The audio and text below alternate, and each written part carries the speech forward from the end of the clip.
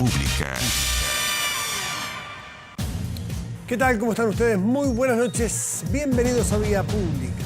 La Contraloría solicitó un informe al Ministerio de Justicia por los 13 indultos otorgados por el presidente Gabriel Boric finalizando el año pasado. La Contraloría General de la República aceptó a petición del Congreso solicitar un informe completo al ministerio ya citado respecto a los indultos otorgados por esta cartera, la vía es esta cartera, pero los indultos son otorgados por el presidente. Es una facultad exclusiva del presidente o presidenta, cuando sea su caso. Por ello, el órgano contralor está obligado a levantar todos los antecedentes respecto a los beneficios otorgados. En concreto, se pide zanjar el debate sobre si el presidente debía o no firmar los indultos o por qué lo hizo con firma de la delegada una firma delegada en la ministra de Justicia, ahora ex ministra de Justicia. Es parte de las interrogantes de un hecho que todavía, al parecer, le faltan capítulos para comprender exactamente qué es lo que pasó y cuáles serán los efectos políticos de esta polémica decisión presidencial. Vamos a la mesa de conversación.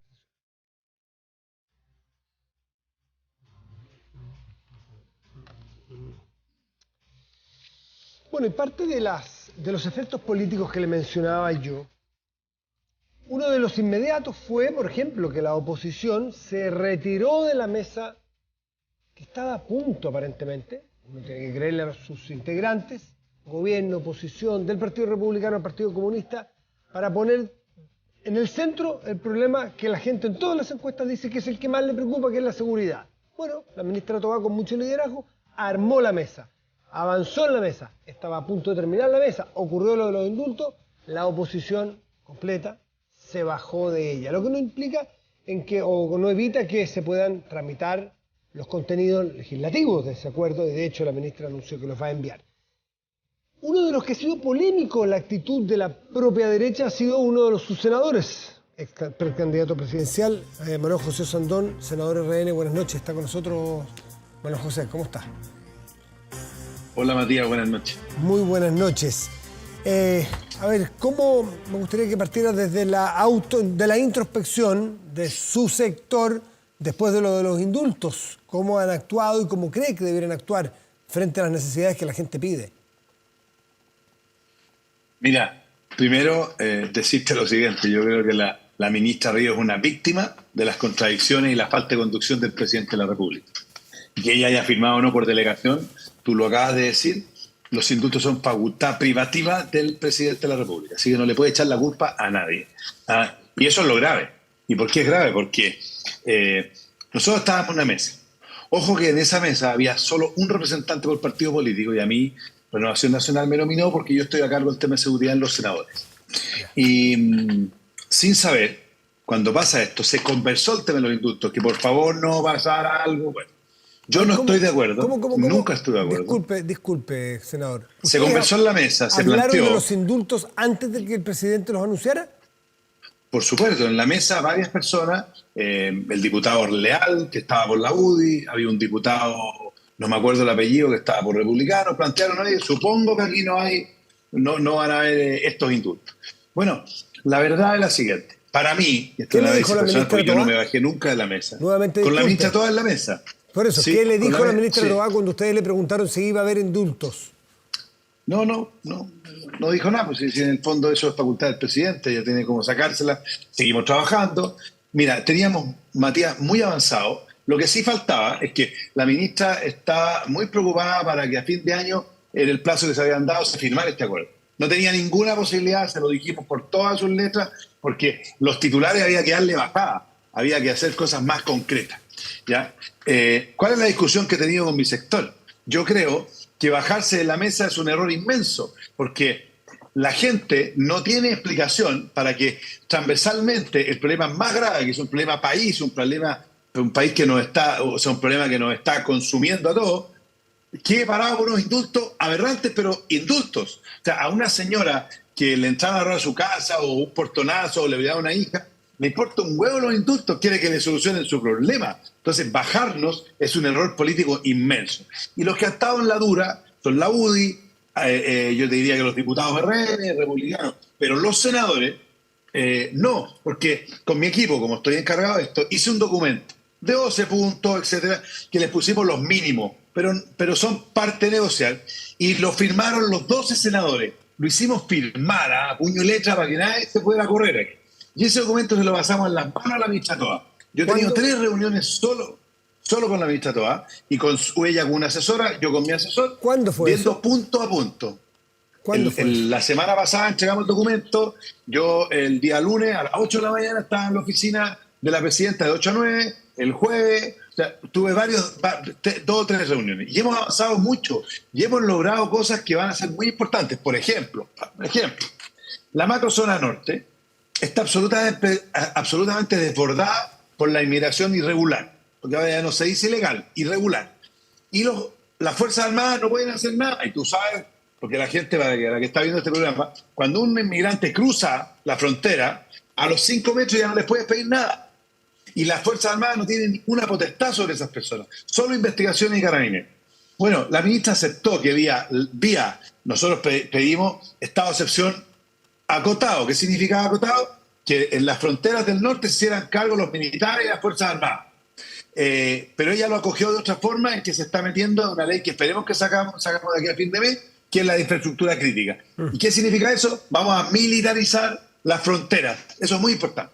Otro tema que también me lo acogió fue que, mira, todo lo que hagamos en este programa, todas las leyes que hagamos, no sirven de nada si no recuperamos la calle, si no recuperamos el respeto a los carabineros y de la policía de investigación. Entonces, cuando tú ves, por ejemplo, que insultan a los carabineros, le pegan a los carabineros, etcétera, no tienen ninguna posibilidad de ejercer su poder para defendernos. Entonces, nosotros planteamos con ella que va a haber una ley para modificar el RUF, que es el reglamento del uso de la fuerza. Matías, que no tiene que ser como lo vende la gente de ultraizquierda proporcional, no es proporcional. La autoridad, que es la que tiene la facultad por ley de usar la fuerza, son las policías, y ellos tienen que tener superioridad sobre cualquier civil. Y para eso necesitamos una herramienta o alguna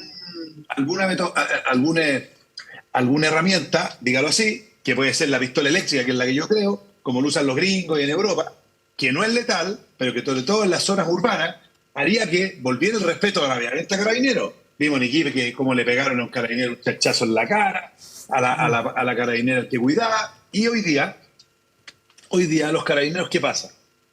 No hacen nada. Mira, yo te quiero contar algo que yo quedé impresionado. A mí me robaron hace una semana y media todo en una bomba de benzina, ¿ya?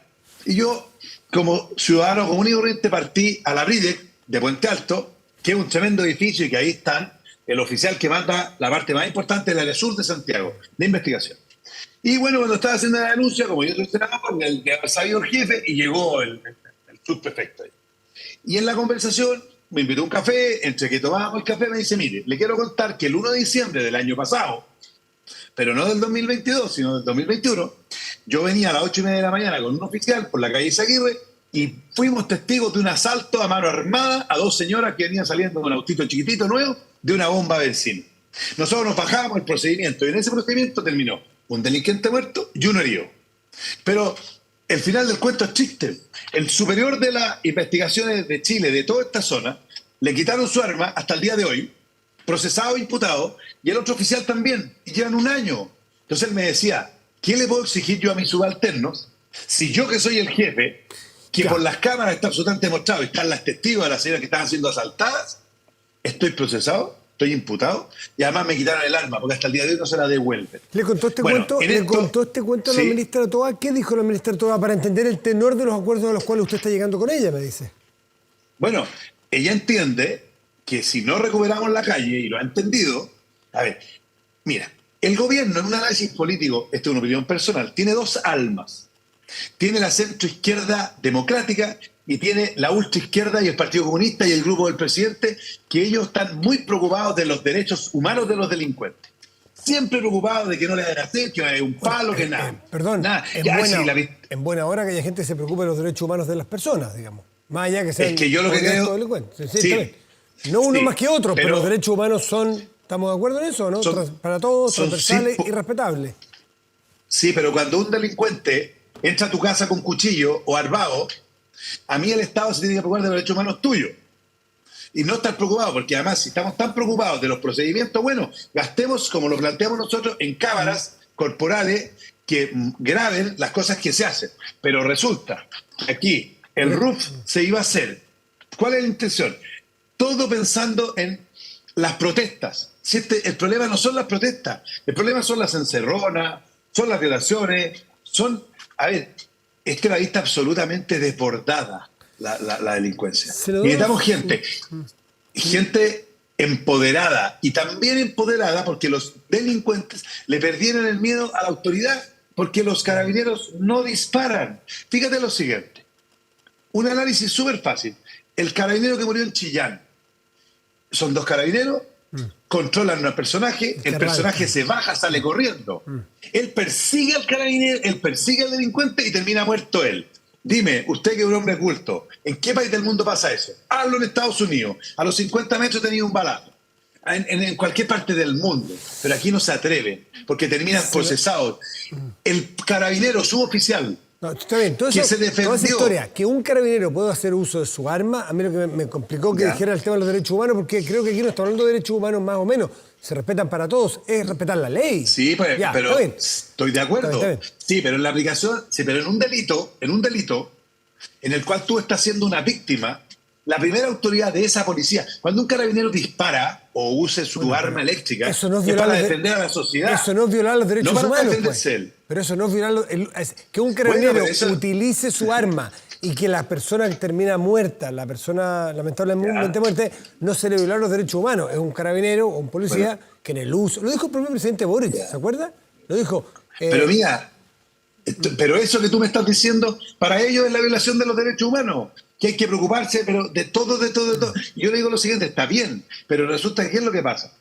Resulta que si no recuperamos la calle, ¿quién va a combatir a los delincuentes?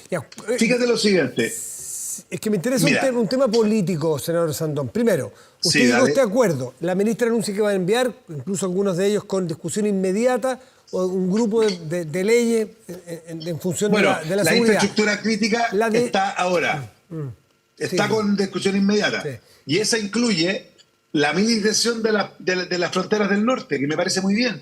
También ella se comprometió a autorizar a que se revisara el uso de algún armamento no tan letal como la pistola eléctrica para recuperar la calle de los carabineros y de los policías. Y además hacer una ley que regule el reglamento del uso de la fuerza, porque mira, en Estados Unidos, si tú, un policía, yo presenté un proyecto de ley copiando a los gringos, si un policía ve a una persona peligrosa que tiene un arma o un cuchillo o que sienta que está en peligro, el policía le dice, levante los brazos a 21 pies, o sea, 7 metros. Si no levanta los brazos, eso significa que si el policía dispara, eso significa que es defensa personal del policía. Y por supuesto que llevan una cámara. En Chile no, pues. En Chile hace eso y el carabinero termina preso. Fíjate que el suboficial de Panguipulli, que defendió su vida porque un malabarista con un machete lo fue a matar, tuvo 2 años preso en su casa. Bueno, 2 años preso. Salió liberado ese carabinero. Salió liberado ese carabinero. No fue condenado. Sí, pero ese carabinero estuvo 2 años en la casa. Sí, sí. ¿Tú crees que algún carabinero en Panguipulli iba a usar su arma después de eso?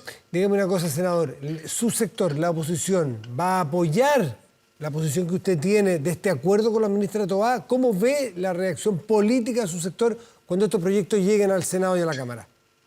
¿Qué es lo que importa al final? Pues que se transformen en ley, más que en discusión política, que es muy buena. Mira, lo que pasa es lo siguiente. Primero, nosotros vamos a tratar de este acuerdo que estamos trabajando con la ministra, sociabilizarlo para que se suban todos y volvamos a la mesa.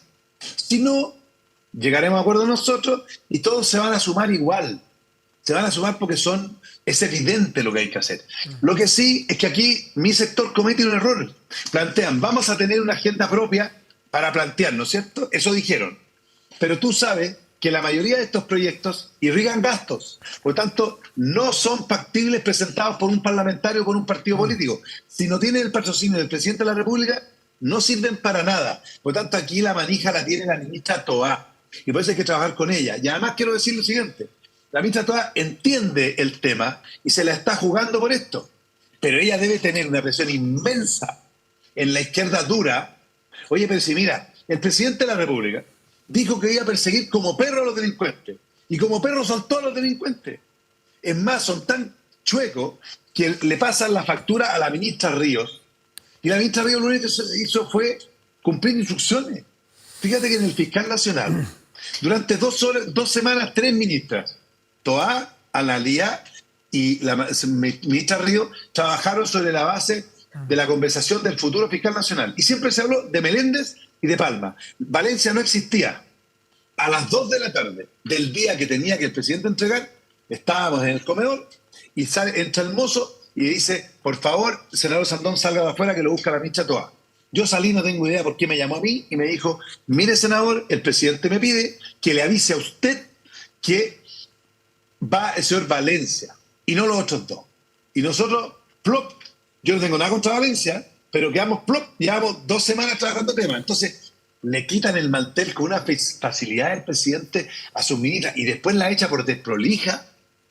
Yo no encuentro una lealtad inmensa. Senador Sandón. Échenla, sí.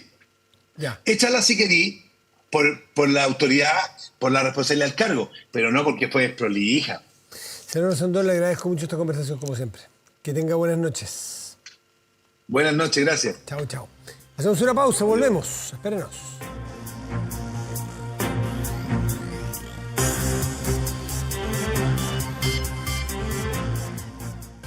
Aumenta la delincuencia, no grave robos, evítelos con Tepillé. La empresa líder en seguridad preventiva con monitoreo de cámaras de seguridad y audio disuasivo en tiempo real. Tepillé protege 24/7 su empresa y también su hogar.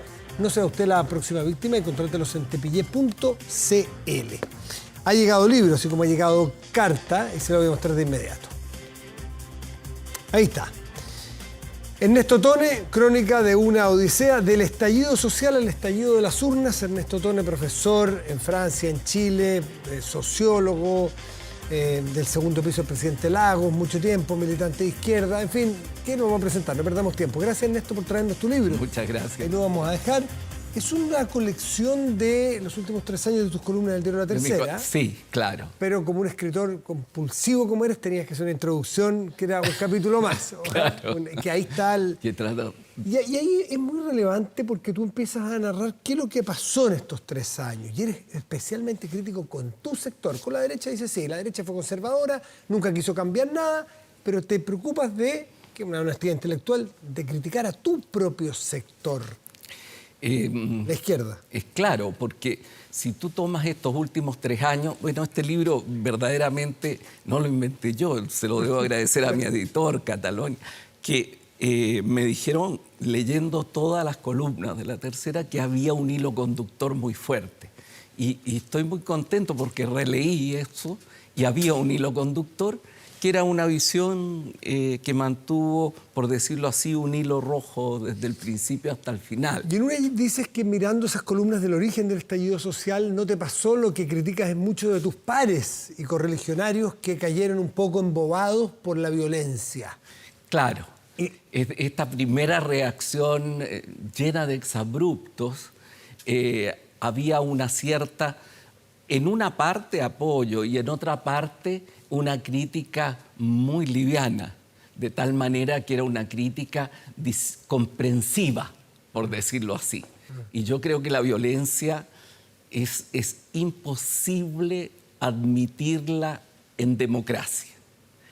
El sistema político democrático es un sistema que está hecho, que fue creado para que las cosas se resolvieran sin violencia, como fue durante buena parte de la historia de la humanidad. Claro, la humanidad es a palos los últimos 3 siglos. Así ¿no? es, así es. Por lo tanto, tú puedes tener opiniones diferentes, tú tienes que buscar los canales para que el conflicto natural de una sociedad encuentre sus cauces y se puedan realizar los cambios, las reformas, los avances de manera pacífica. Mencionas, sin dar el nombre, de una analista, me parece, o una política de centroizquierda, que había, tú dices, para graficar lo que a tu juicio es esta confusión, que la dictadura y los 30 años de la democracia eran prácticamente lo mismo. O sea, Pinochet, un continuo, Pinochet, Elwin Frey, Lagos, Bachelet, y tú dices, a ti te salen granos, digamos, al leer eso, porque tú sientes de alguna manera que esa confusión de una dictadura con una democracia, que es una confusión bien gruesa, ¿es parte del problema que le pasa a tu sector? No puede haber confusión más gruesa que esa. Es decir, comparar a través de esta visión, ¿cómo te dijera yo?, exacerbada del neoliberalismo, que sería el hilo conductor del neoliberalismo. Y el neoliberalismo existe. El neoliberalismo es una lectura doctrinaria del capitalismo, pero no es la única. Existen países con economías de mercado con visiones completamente distintas, que es toda una buena parte de los países nórdicos, Europa y otros países en los cuales no existe una hegemonía de ese pensamiento. Y yo creo que en Chile hay un corte también. Es decir, no es que hayan desaparecido todas las instituciones neoliberales de la dictadura, pero hubo un traspaso gradual a políticas públicas destinadas a generar una mayor equidad social. ¿Qué le pasa a un analista social cuando se enfrenta a cifras que tú das por aquí, que son datos, no opiniones, ¿no es cierto? Por ejemplo, que Chile del 90 al 2017, con la misma vara de medición, pasa del 68% de la pobreza al 8% de la pobreza. ¿Usted escuchó bien? 68 a 8. Si tú con miras, la misma vara, ¿eh? Porque se dijo 36 en un momento. Si tú aplicas, si tú aplicas el estándar de exigencia de hoy, esa es la cifra que te da. Ya, y esos son datos. Y después opinar que eso no es un cambio y a partir de eso entonces embobarte un poco con la violencia y encontrar que todo es lo mismo. ¿Qué pasa tú que eres un intelectual, profesor en universidades aquí afuera? Yo veo una cierta miopía al borde de la ceguera. Es decir, eso sucede y ha pasado en épocas de la historia, donde incluso intelectuales muy inteligentes, estudiosos, de buena fe, han tenido una visión tan doctrinaria, tan ligada a sus ideas y a su visión del mundo, que les nubla la realidad. Entonces uno puede tener muchas críticas frente a lo que fueron, sobre todo los primeros 20 años del tránsito democrático, que fue un momento de un impulso propulsivo muy grande. Claro. Puedes tener críticas y hay cosas que no se hicieron bien y hubo falta de audacia en algunos elementos, pero no se puede dejar de lado que Chile durante todo ese periodo avanzó como nunca en su historia. El factor, Carlos Peña muchas veces habla que uno de los factores claves es el generacional, el quiebre generacional que se produjo aquí. Es decir, que conviven en un mismo momento dos generaciones con visiones, con miradas, con vivencias demasiado distintas y cuesta que convivan. ¿Tú ves en ese factor algo relevante para entender lo que ha pasado en los últimos 3 años? Sí, yo creo que es un elemento que existe, pero tampoco lo transformo en el elemento central, porque hay diversos aspectos que generan esto. Primero, efectivamente, en los últimos 10 años, de los famosos 30 años, digamos, de los famosos 30 años, en los últimos 10 años hubo una pérdida de lo propulsivo, del impulso que había antes. Del 2000 al 2010. Que hubo del 1900 al 2000. Del 990 al 2000... Al 2010. Al 2010 lo propulsivo, del 2010 al 2020... Exacto, se produce una cierta caída. Como se había producido un cambio muy grande, para muchas personas había sido la salida de la pobreza, como te lo indican las cifras. Había bajado, fíjate, también la brecha en la distribución de ingresos. No enormemente, porque nunca baja enormemente tampoco. Pero la tendencia era una tendencia positiva. Hoy esa tendencia está detenida. Hoy día en la pobreza, vamos a ver qué nos dicen las cifras, yo creo que va a haber un pequeño aumento de la pobreza. Chile hoy día, según tu mirada, aprovechando que estás bastante afuera conversando con intelectuales, ¿Chile va camino hoy a más justicia social o a menos justicia social? Mira, yo me temo que eso que apuntas tú es un problema real. Yo yo no puedo tener una respuesta, pero las tendencias de hoy no son buenas. Hay muchas razones que tienen que ver con aspectos globales. La economía mundial en general está creciendo poco. La situación geopolítica es extraordinariamente compleja entre las autocracias y la democracia. Hay guerra en Europa, en el borde de Europa. ¿Quién habría dicho? Bueno, hay muchas cosas que vienen de afuera. La criminalidad, que es uno de los grandes problemas que preocupan hoy a los chilenos. La criminalidad es un elemento global. Fíjate tú, te voy a dar una sola cifra, que no está en el libro, una sola cifra, que es, nosotros somos los latinoamericanos el 8,6% de la población mundial. Es decir, somos 630 millones. Y en materia de criminalidad, 1/3 de los crímenes que se producen en el mundo se producen en la región nuestra, en América Latina. Wow. Imagínate lo que eso significa. Y claro, por eso también hay un aumento también en nuestro país. Falla la política ahí, ¿no? Ahí influyen todos estos elementos. Falla la política frente al fenómeno de la globalización, se produce una caída de la globalización, una fase triste de la globalización, y no se entiende exactamente todos estos nuevos desafíos que comienzan a aparecer. Y por cierto, frente a lo que tú me planteas como una pregunta, yo me temo que el exceso de un palabrerío fundacional, de un exceso como se presentaba en la Constitución, en el proyecto de Constitución que fue rechazado, todo eso, en vez de generar una realidad con menos desigualdad y con menos pobreza, puede acompañar quizá una mayor desigualdad y una mayor pobreza. Ese es un peligro, yo no lo planteo. Se tiene que hacer un esfuerzo tremendo en el país para que eso no sea así. Ernesto, quiero aprovechar tu condición de asesor hiper cercano al presidente Lagos en el segundo piso de La Moneda, cuando fueron gobierno. Es decir, que conoces el acompañamiento del poder, de quien toma decisiones difíciles. Por lo tanto, me interesa tu análisis de nuestro líder político, el jefe de Estado, el presidente Boric, y hace unos párrafos que son bastante crudos. Dice, más o menos dice, el error más grave fue tomar partido del gobierno, tomar partido casi orgánico en el proyecto de la Constitución. Al ser rechazado dicho proyecto, su capacidad de gobernar, esto es bien fuerte, su capacidad de gobernar ha quedado por ahora profundamente menoscabada. Y dice, la teoría de compensar, se refiere al presidente Boric, un paso en una dirección con otro en la dirección contraria resulta imposible en un régimen presidencial, pues en vez de contener a todos, los deja disconformes. ¿Eso, a tu juicio, explica el alto porcentaje de desaprobación que está teniendo el presidente hoy? Por cierto, en parte una explicación es esa.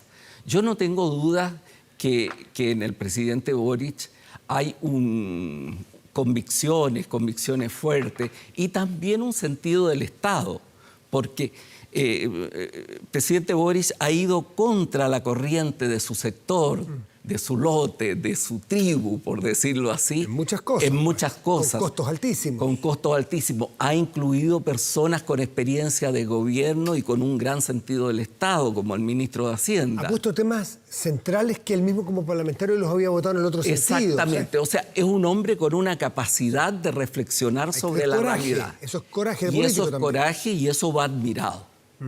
Pero al mismo tiempo, en él conviven dos corazones, dos almas. Esta alma que es un alma de una persona que quiere hacerlo bien, que tiene una capacidad para mirar la realidad y para cambiar de opinión, pero a la vez la necesidad de compensar eso con medidas que están destinadas sobre todo a su sector más cercano, que es un sector radical, de izquierda radical en la cual él se formó, con la cual nació, con la cual se hizo político. Ya, pero en la realidad, y vuelvo a tu experiencia de segundo piso, en los silencios del poder, cuando el presidente Lagos, sin que me des ningún secreto, porque hay secreto de... hay decisiones difíciles que hay que buscar lo que uno menos pierde, porque pierde o pierde, ¿no es cierto? Y hay que tomar decisiones complejas en el poder. Hay que tomar decisiones complejas. ¿Cómo hace el presidente para...? Porque eventualmente alguien dice, bueno, ¿y si se le parte la coalición? ¿Y si hay partidos que lo dejan fuera y queda ahí votado? ¿Y si lo acusan de traidor? En fin, ¿cómo se delibera en ese momento? Mira, en ese momento tú tienes que pensar que tu responsabilidad como jefe de Estado es una responsabilidad hacia el conjunto de los chilenos y que es una responsabilidad con tu país. No puede ser una responsabilidad con una parte del país o con la parte que está más cerca de tus ideas. Y tus ideas se tienen que abrir. En la democracia no pueden existir absolutos doctrinarios. Eso puede existir en una dictadura, que son dictaduras donde hay un absoluto doctrinario. Y si mis ideas, y si la realidad es distinta a mis ideas, peor para la realidad. Eso no puede existir en democracia. Y entonces, nosotros, cuando estábamos en el gobierno, muchas veces tuvimos que hacer decisiones muy difíciles, donde se combinan dos elementos. ¿Te acuerdas de alguna? Mira, en muchos sentidos. Por ejemplo, muchas veces, por ejemplo, en la reforma de la salud, hubo una parte importante de los sindicatos, del colegio médico, etcétera, que estaban en contra de la reforma de salud, no por buenas razones, sino por razones muy conservadoras, pese a que eran del mismo sector político de centro-izquierda. O sea, hay razones que tenían que ver con sus intereses de con sus intereses corporativos o con sus intereses políticos más partisanos. Bueno, y muchas cosas se consiguieron con votos de sectores, negociando también con sectores de la oposición al gobierno. ¿Y eso no hay que tenerle vergüenza? No hay que tenerle vergüenza, pero por supuesto, si eso es parte de la política, eso es parte de la... Para eso está la política. ¿Y te gusta el liderazgo que está haciendo en ese sentido justamente la ministra Toá, que se sienta con los republicanos, pese a que los republicanos no pueden ser más opositores, claro, le dan bien duro en los discursos? ¿Te gusta como ese tono que le está dando? No, ese tono, por supuesto que yo lo comparto. Yo creo que es el tono, además, que tiene que tener un gobierno que está con un apoyo popular muy bajo y que tiene que tratar de lograr sus reformas. Si al final del día, Matías, la responsabilidad principal cuando tú gobiernas es siempre del gobierno. La oposición puede actuar dura o menos dura, equivocarse o no equivocarse, pero la gente lo que está mirando es la acción de gobierno. ¿Cómo viste el episodio, para terminar, el episodio de los indultos, que ya llevamos 10 días? Bueno, es un episodio, tú me señalabas esta búsqueda de un acuerdo sobre la seguridad, que yo creo que debería hacerse pese a este problema. Pero cuando tú ves eso, el tema de los indultos es un tema que se ha dicho desprolijo por parte del gobierno. Yo creo que es más que desprolijo. Es decir, es una cosa que ha hecho un daño muy grande a esta posibilidad de poder ponerse de acuerdo en algunas cuestiones fundamentales respecto a un tema que preocupa a la ciudadanía. Y entonces cuando se dice, no, es que eran jóvenes... El presidente dijo, no son delincuentes. No son delincuentes. Resulta que cuando tú vas a ver realmente lo que son, claro, puede que no todos sean delincuentes, pero cometieron delitos, no todos eran delincuentes permanentes, y otros lo eran. Entonces hay que tener mucho cuidado porque aquí tú estás tocando dos problemas. Estás tocando el problema del juicio que tú haces de algo que es muy importante para la gente, es decir, que la violencia sea extirpada, y estás también metiéndote en un problema con respecto a la división de poderes del Estado, problema que ya apareció en la discusión constitucional. A mí el indulto presidencial no es una institución que me guste mucho, pero existe. El presidente Lagos lo usó y mucho. Y lo usó, la usó. Sí. Yo preferiría que eso no existiera. Yo creo que es una reminiscencia de un cierto pasado de un ejecutivo demasiado fuerte. Pero yo creo que de todas maneras no fue bien hecho. Y fue hecho más que desprolijamente, sino con un cierto atarantamiento y con una cierta frivolidad. Crónica de una odisea del estallido social al estallido de las urnas. Ernesto Tone, que nos acompañó esta noche. Muchísimas gracias por venir, Ernesto. Gracias, siempre, Matías. por compartirnos tus textos y hacernos pensar. Muchas gracias. Buenas noches. Hacemos una pausa, volvemos, espérenos.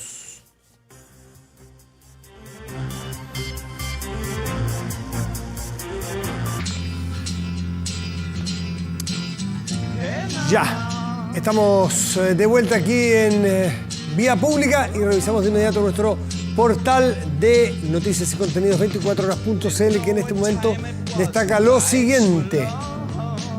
Polémica: ordenanza prohíbe uso de parlantes en las playas. ¿Polémica? No sé, podemos discutir. Porque habrá gente que está a favor y en contra, por eso es polémica, sí. Ahora, yo soy de los que está en contra del uso de parlantes fuertes en la playa, porque si al señor del lado le gusta la música A y a mí me gusta la música B, no me la tiene por qué imponer, creo yo, ni yo la mía a él. Audífono o en mi casa, pero música fuerte y toca que, claro, si me gusta, fantástico, si no, me la tengo pasar toda una tarde de playa escuchando algo que me molesta. Además, el mar es tan bonito, el sonido del mar, en fin. Así que para mí me parece una buena ordenanza que nos lleva a ser respetuosos de los lugares públicos, ¿no? Pero bueno, ahí está la discusión y los invitamos. 24horas.cl, pueden leer de qué se trata. Ojo, multas hasta 120.000 pesos. El tiempo. El tiempo indica que en este momento, o el termómetro indica que en este momento en Santiago hay 20 grados con 7 décimas y está nublado el cielo. Para mañana miércoles y jueves esperamos para esta región capital 32 grados mañana, cielo despejado, y el jueves despejado también, pero 30 la máxima. Vamos a otras dos regiones y localidades. Mejillones, región de Antofagasta, estará despejado y una máxima probable de 28 grados. Santa Cruz, en tanto, hacia la zona centro-sur, en la región de O'Higgins, Santa Cruz tendrá cielo parcial y 30 grados de máxima probable. Han pasado ya 7 años desde que el cáncer se llevó literalmente. Terminó con la vida de este gran genio que es David Bowie. Tenía 69 años, pero su figura es legendaria. Su música queda y mire cómo suena de vigente esto. Sigue presente en el mundo de la música y va a estarlo. Este londinense, nacido bajo el nombre de David Robert Jones, impactó por su trabajo innovador a fines de los 60 y sobre todo en los 70, siempre de la mano de reinvención, además con un trabajo visual, no solo musical, es una estética completa, lo que lo hace un gran artista integral, se puede decir. El 69 lanzó Space Oddity. ¿Usted ha escuchado esa canción que es maravillosa? Bueno, es un tema sobre un astronauta que queda aislado en el espacio exterior. La temática espacial y la vida en otros planetas fueron parte de las líricas de su carrera, con frecuencia, como en otros temas como Life on Mars o Steinman and Ziggy Stardust. Con David Bowie nos despedimos esta noche. Que descanse. Gracias por venir. Chao.